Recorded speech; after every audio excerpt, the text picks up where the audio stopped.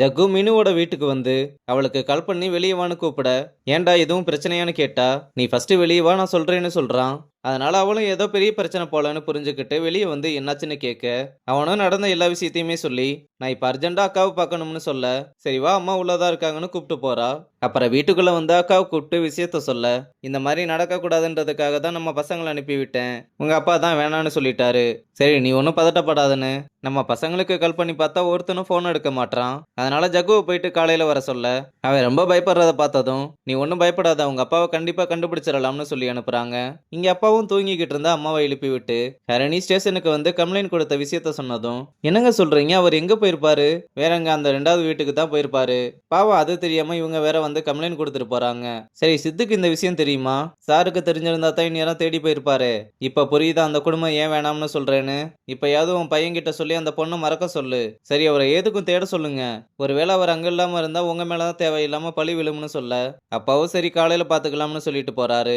அங்க கட் பண்ணா இப்பதான் அப்பாவை காமிக்கிறாங்க. அப்பா அவரோட காருல மயக்கத்துல இருக்காரு. யாரோட இப்படி பண்ணிருப்பான்னு பார்த்தா, ஆடிட்டரோட கையாளுங்க தான் அப்பாவை தூக்கிட்டு வந்திருக்கானுங்க. இங்க பீச்ல ஆடிட்டரும் வாக்கிங் போய்கிட்டு இருக்கும்போது அக்கா பசங்களோட வந்து எஸ்எஸ் எங்க வச்சிருக்கேன்னு கேட்க, அவன் எங்க இருக்கான்னு எனக்கு எப்படி தெரியும்? இந்த தெரியாதுன்னு சொல்ற வேலைலாம் என்கிட்ட வச்சுக்காத.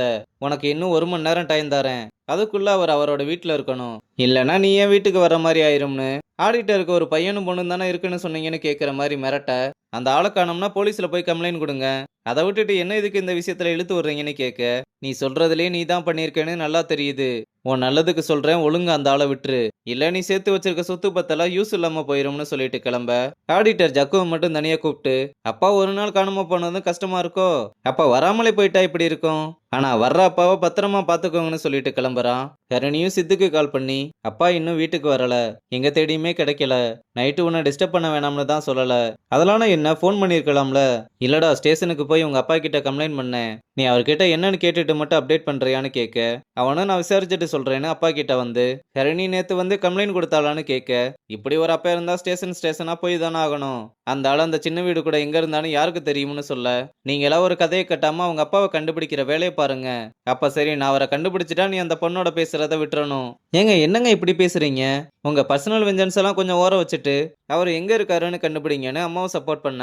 அதனால வேற வழி இல்லாம ஸ்டேஷனுக்கு கால் பண்ணி அப்பாவை தேட சொல்றாரு. இங்க ஜக்கு வீட்டுக்கு வந்ததும் அப்பாவை பத்தி ஏதாவது தெரிஞ்சுதான்னு கேட்க, அந்த ஆடிட்டர் தான் அந்த வேலையை பார்த்துருக்கான்னு அக்காவை வச்சு ஆடிட்டர் கிட்ட பேசின விஷயத்தெல்லாம் சொல்ல, அம்மா இதை கேட்டு ரொம்ப பயப்படுறாங்க.